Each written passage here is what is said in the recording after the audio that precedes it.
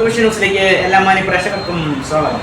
കൊല്ലം അഞ്ചലിൽ കുട്ടികൾ ഉൾപ്പെടെ 7 പേർക്ക് തെരുവ് നായയുടെ കടിയേറ്റു. സമീപ പ്രദേശങ്ങളിൽ ഇളമാട്, ചടയമംഗലം, ഇടമുളയ്ക്കൽ, നിലമേൽ, പൂയപ്പള്ളി തുടങ്ങി പഞ്ചായത്തുകളിൽ തെരുവുനായ ശല്യം രൂക്ഷമായിരിക്കുകയാണ്. ആയൂർ ടൗണിൽ രാത്രികാലങ്ങളിൽ പോലും തെരുവുനായകൾ വിഹരിക്കുകയാണ്. എന്നാൽ പൂർണ്ണമായ തരത്തിൽ ഒരു ഇടപെടലും ഗ്രാമപഞ്ചായത്തുകളുടെ ഭാഗത്തു നിന്നും ഉണ്ടാകുന്നില്ല എന്നുള്ള ഗൗരവതരമായ ആക്ഷേപമാണ് ഉയരുന്നത്. കുറെ പട്ടികൾ പെരുകി കിടക്കുകയാണ്. ഇത് എന്തെങ്കിലും രീതിയിൽ ഒന്നിലിനെ കൊല്ലാൻ നിവൃത്തിയില്ലെങ്കിൽ മറ്റെവിടെയെങ്കിലും പിടിച്ചു കൊണ്ടുപോയി നിങ്ങൾ എന്തെങ്കിലും ചെയ്യുക. അധികാരികൾ ആരും ഇതേവരെ തിരിഞ്ഞു നോക്കിയിട്ടില്ല. പറഞ്ഞിട്ടും യാതൊരു പുണ്യവുമില്ല. എന്ന് പറഞ്ഞ ആള് കണ്ണിന്റെ ഭാഗം കടിച്ചു കളക്കുകയും അതിനുശേഷം പട്ടി ഇവിടുന്ന് പോവുകയും ചെയ്തു. അതിനുശേഷം 1 മണിക്കൂറിന് ശേഷം പട്ടി വീണ്ടും വരികയും എന്റെ ഒരു സുഹൃത്ത് ബൈജു എന്നു പേരുള്ള പുള്ളി അതിനെ ഓടിക്കാൻ ചെന്നപ്പോൾ പട്ടി ചാടി പുള്ളി തള്ളിയിടുകയും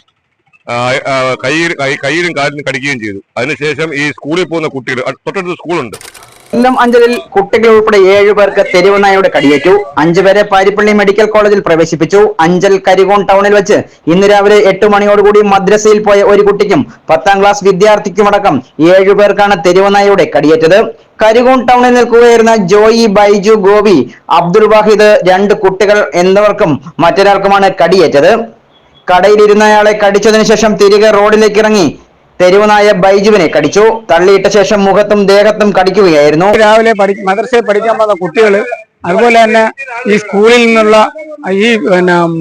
ഈ കടകളിൽ നിന്നുള്ള ആൾക്കാരെ എല്ലാം കടിച്ച് ഈ ചന്തയിൽ അനധികൃതമായിട്ട് കുറെ പട്ടികൾ പെരുകി കിടക്കുകയാണ്. ഇത് എന്തെങ്കിലും രീതിയിൽ ഒന്നിലിനെ കൊല്ലാൻ നിവൃത്തിയില്ലെങ്കിൽ മറ്റെവിടെയെങ്കിലും പിടിച്ചു കൊണ്ടുപോയി നിങ്ങൾ എന്തെങ്കിലും ചെയ്യുക. അധികാരികൾ ആരും ഇതേവരെ തിരിഞ്ഞു നോക്കിയിട്ടില്ല. പറഞ്ഞിട്ടും യാതൊരു പുണ്യവുമില്ല. ഇവിടെ ഈ കൊച്ചു പിള്ളേർ കണ്ട സ്കൂൾ വിട്ട് പിള്ളേർ കണ്ടമാനം നിൽക്കുകയാണ്. ഇതെല്ലാം കാണുന്നത് ഈ കടക്കാർക്ക് മാത്രമേ ഇത് കാണാൻ പറ്റുള്ളൂ. കാരണം അവരെന്തോ ചെയ്യാനോ സാർ, ഒരു ഗോപി എന്ന് പറഞ്ഞ ഒരാളെ കടിച്ചു. അതാണ് വളരെ ബുദ്ധിമുട്ടുള്ള ഒരു മനുഷ്യൻ. കണ്ണിന്റെ ഭാഗം കടിച്ചു അതൊരു വല്ലാത്ത ഇതായിപ്പോയി. എല്ലാവർക്കും അതൊരു കഷ്ടതയാണ്. പുള്ളിക്കാരനെ കടിച്ചതാണ് ഏറ്റവും കൂടുതലും ഇത്. ബാക്കിയുള്ളവർ എങ്ങനെയെങ്കിലും കണ്ണാണ് കടിച്ചു പറിച്ചത്. ആ കൂലിപ്പണി ഒരു നിർവാഹമില്ലാത്തൊരു മനുഷ്യനാണ് അയാൾ. ഇവിടെ നാരായണ 10,500 രൂപ കുതിച്ചെടുത്ത് പുള്ളിക്കാരനെ കൊണ്ടുപോയി ഹോസ്പിറ്റലിൽ കൊണ്ടുപോയിരിക്കുകയാണ്.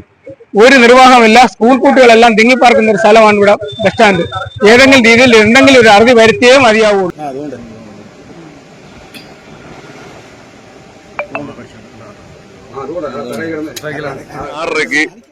ലാബില് ബ്ലഡ് ടെസ്റ്റ് ചെയ്യാമെന്ന ഒരു അച്ചായനെ ആദ്യം കടിക്കുകയും രണ്ടാമത് ആ പട്ടി പോയി കൂലിപ്പണി പൊക്കൊണ്ടിരിക്കുന്ന ഗോപി എന്ന് പറഞ്ഞ ആളെ കണ്ണിന്റെ ഭാഗം കടിച്ചു കളക്കുകയും അതിനുശേഷം പട്ടി ഇവിടുന്ന് പോവുകയും ചെയ്തു. അതിനുശേഷം 1 മണിക്കൂറിന് ശേഷം പട്ടി വീണ്ടും വരികയും എന്റെ ഒരു സുഹൃത്ത് ബൈജു എന്നു പേരുള്ള പുള്ളി അതിനെ ഓടിക്കാൻ ചെന്നപ്പോൾ പട്ടി ചാടി പുള്ളി തള്ളിയിടുകയും